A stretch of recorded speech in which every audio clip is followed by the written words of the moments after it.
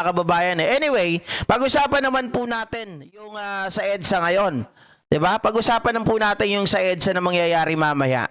Dahil nga po mga kababayan, sabi ko sa inyo, si JNK, ang inyong ka-GP Natics, ay magsasama-sama ang grupo ng mga PBBM pro-admin vlogger dyan sa, at mga kakamping sa People's Monument sa EDSA.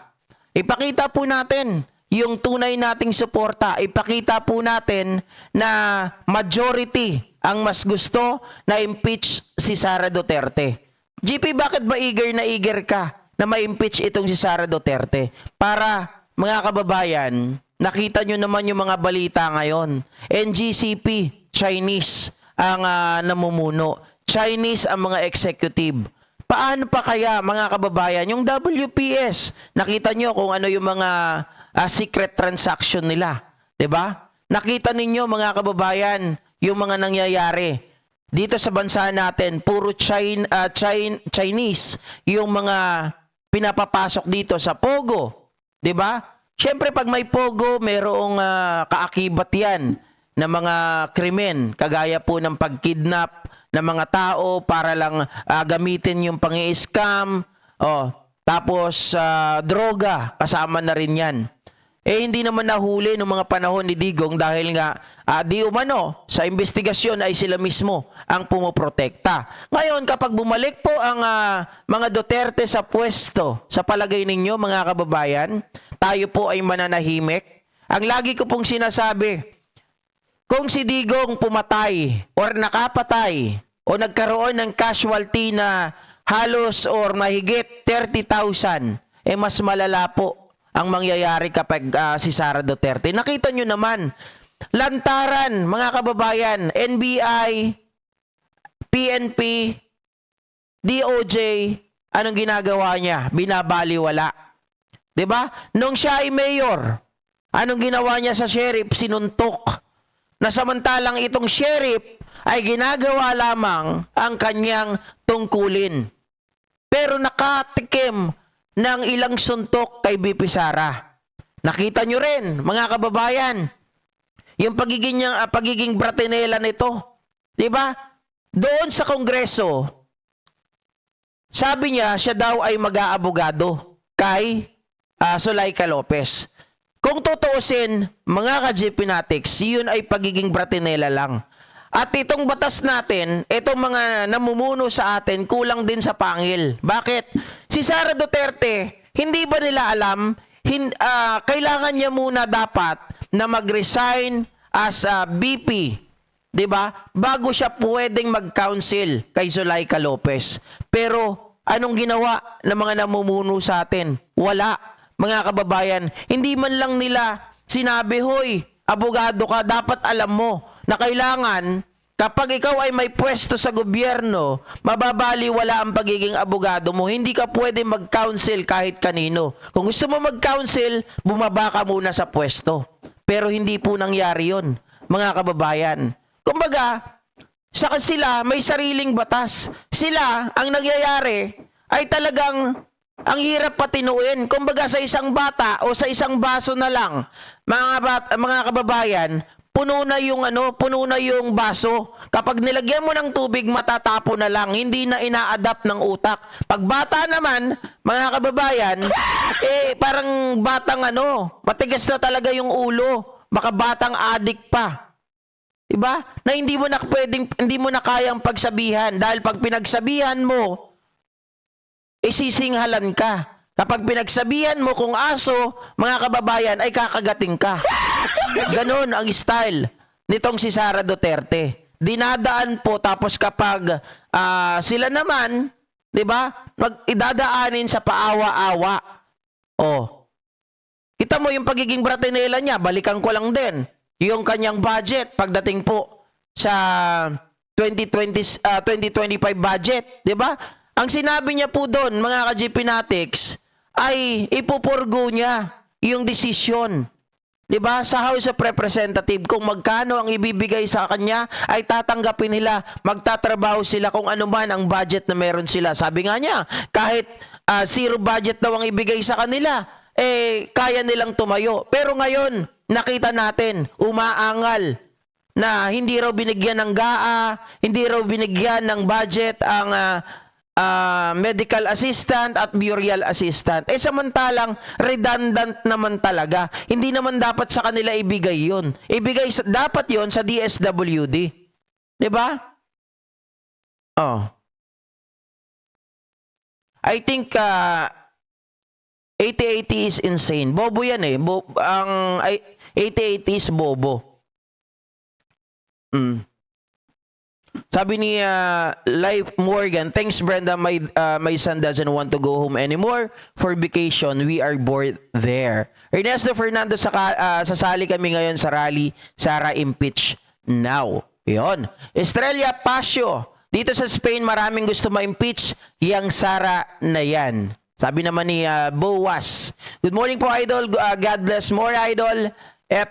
PFRM forever pa din kami. Sabi ni Patrick Lopez, sino ba yung ano?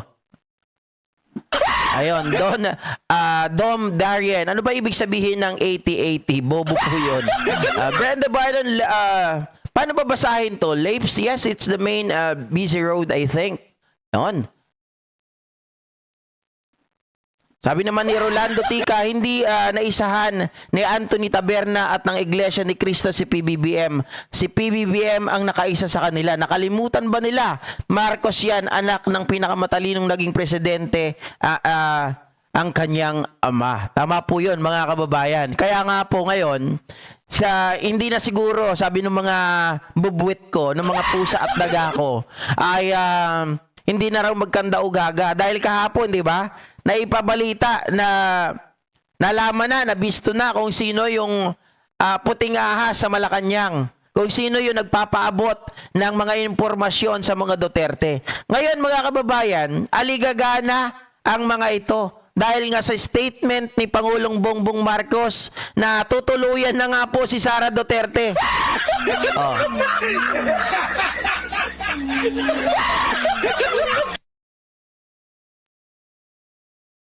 Sabi ni Lee Morgan, I did watch Mr. Chris Tan about Rodrigo Duterte, why he wanted to be mayor against because he loves to kill people.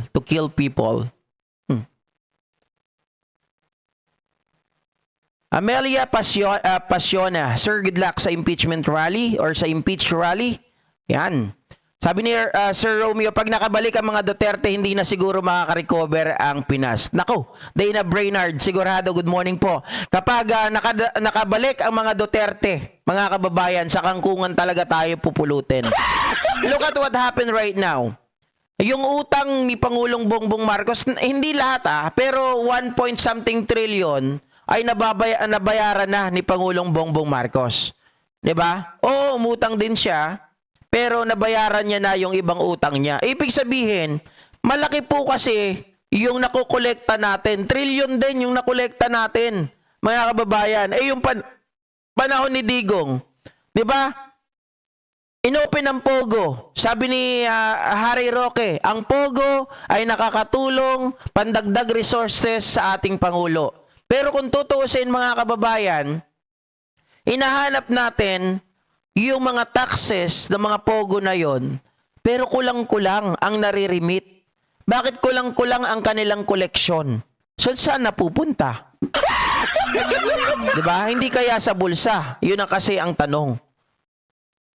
Kala ko ba malaki ang tulong ng Pogo? Kung tutusin, kung malaki ang nakukolektang tax sa Pogo, dapat nakakabayad din si Digong ng utang natin noon. Hindi. Ang nangyayari, palaki ng palaki ang utang, tapos yung nasisingil na taxes sa Pogo at sa iba pa, ay hindi kagaya ng nakukolekta natin ngayon, mga kababayan. Teka lang po, may nagkumikislap Teka lang Nay, kitain nyo man natin patingin nga nung kumikislap.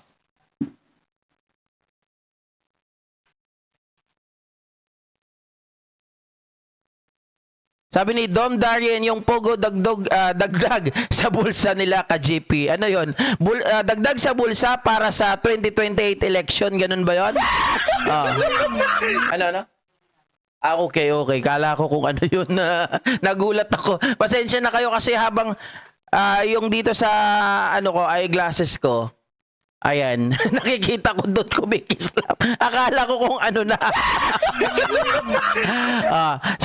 Sabi ni Juicy B, sa bulsa ni Digong napupunta ako sa mga kasama niya. Kaya nga nakakapagtaka ako eh. Pero mga kababayan, nung panahon ng Pogo time ng mga Duterte, di ba? Nakita ninyo, maraming mga pulis ang yumaman, marami ring mga politician ang yumaman. At sobra, mga kababayan, kung nasusundan nyo yung pogo nila Alice Guo, marami talaga. Marami ang nagkamal ng sandamakmak na pera. Sila lang ang nagkamal, hindi ang gobyerno. Kasi kung tutusin, trilyon dapat. Trilyon yan. Pero walang nangyayari, di ba? Sabi ni Alan na Benavente, ipakulong si Sara tapos ipakeme sa mga preso na tigang. Grabe naman.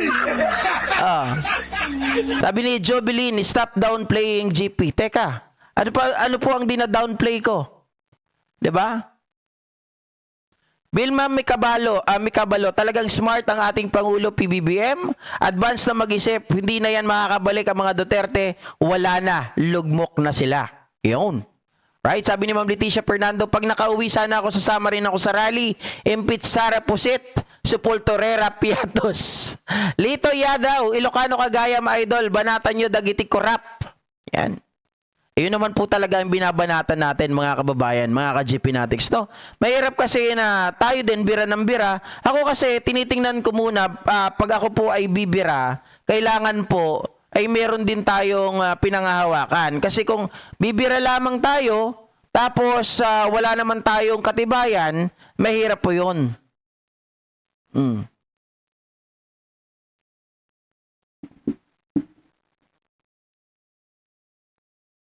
Sabi ni Shade, Sir, di kasi siya gumagawa ng script kaya iba-ibang sinasabi, walang consistency. Ang alin po, Shade? Sabi ni Juicy B, tama ka dyan, Sir, grabe sa panahon ni Digong, daming binababoy na mga tao. Yung kasi, akala nung iba, dina-downplay ko daw. Well, kumbaga, mga kababayan, sinasabi rin ng iba nung panahon ni Digong talaga. Di ba? Nakalimutan ko yung sasabihin ko na wala ako dun sa pagbabasa ko kay Jobeline eh. Pero, ang katotohanan niyan, hindi maitatago. Na dapat kung tutusin, nung panahon ni Digong, may pogo. Malaki dapat ang nakukolekta natin. Di ba? Kumpara sa panahon ni PBBM na walang pogo, pero bakit mas malaki ang nakukolekta ngayon? 'Di ba? Kung ikukumpara at sasabihin naman nila, hindi kasi nung panahon ni Digong merong pandemic. Okay, sabihin natin may pandemic. Pero sa panahon ng pandemic, dumagsa din ang pera. 'Di ba? Marami tayong nautang. Pero bakit wala man lang nabayaran? Hindi naman habang buhay, mayroong pandemic. 'Di ba? Pesa naman lang kahit papano. Meron tayong nakita, meron tayong nahita, may pambawi. Ang problema, tama ata kayo eh. Sa bulsa lahat ng mga politiko na pupunta.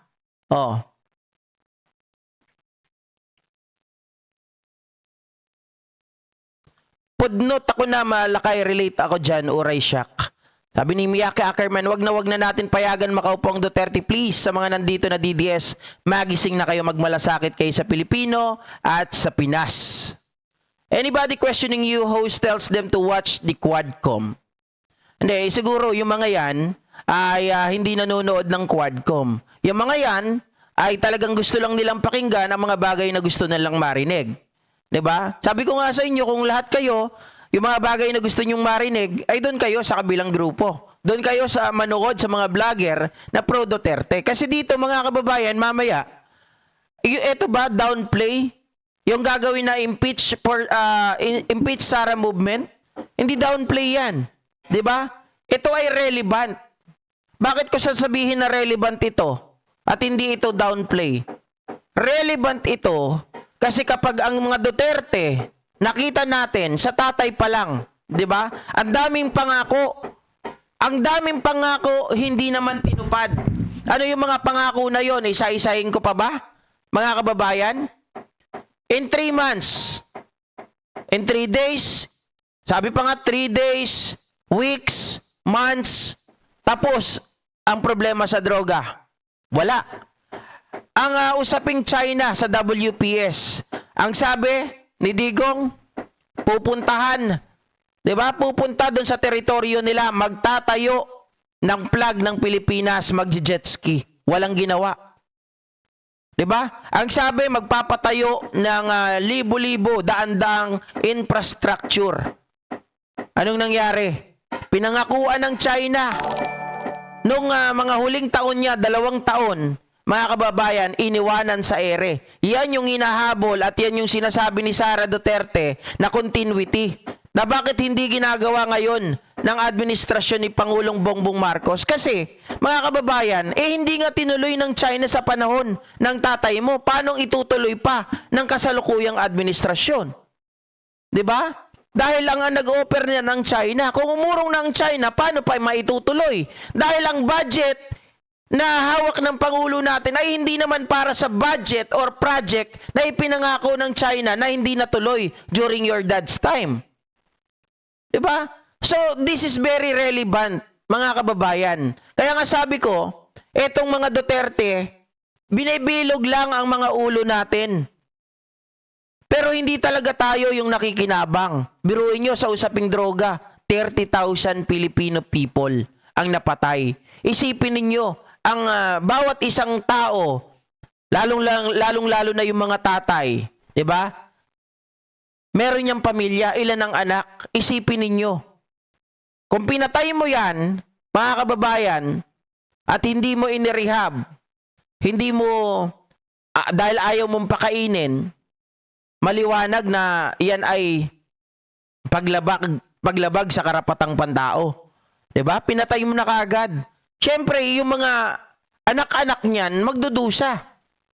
'Di ba? Mawawalan sila ng hindi ko sinasabi na yung mga adik ha. Ang sinasabi ko, yung mga tao na nadamay.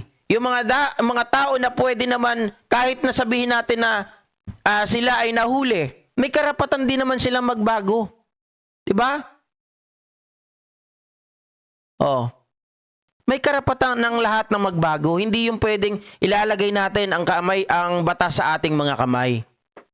Kaya naman tayo tumatayo ngayon. Kaya tayo makikisa mamaya sa rally ng mga kakamping dahil gusto natin maging accountable ang mga opisyal ng gobyerno sa kanilang mga ginagawa. Hindi pwede na ang mga opisyal ng gobyerno kapag nangurakot, ipagbibigyan na lang natin dahil kakampi. Pagbibigyan na lang natin dahil naging kasama sa unit team. Napagbibigyan na lang natin dahil hindi natin kaya. Dahil takot tayo. Hindi pwedeng ganun. Kung gusto nyo pa iralin yun, alisin nyo na lang po ang ating 1987 Constitution. Diba? Yung iba dyan, galit sa Quadcom. Pero ang Quadcom, mga kababayan, ang nagpakita sa atin ng transparency. Diba, Ma'am Lori Pahardo? Na kung wala ang